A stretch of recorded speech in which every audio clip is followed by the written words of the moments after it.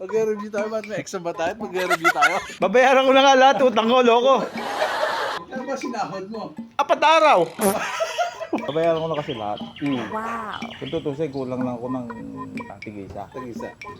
Yung isa, pang-anim na dapat ngayon. Pang-anim na ba? Oo, tapos na yun eh. Ibig ko sabi mag-renew ka. 2,000. Oo. Hindi. Napakalayo na lang pwede yan. Parang nog-nog eh. Yung isa kasi pang-anim na dapat ngayon eh. Di ba, laktaw isa. O, isama na natin yung ngayon. Ngayon na 2,000. Sama natin itong daliri ko para. Tapos dun sa isa, pang-apat na dapat ngayon. Eh, may laktaw nga. So, 2,000 din, di ba? May sabit na dalawa. Hindi 6,000. Sana. So, para pabor sa'yo. Di ba yung huli? Oh, bali Kulang 6,000. ng dalawa. Oo, 8,000. 8,000. Oo. So, para isang pecha na lang. Para pabor.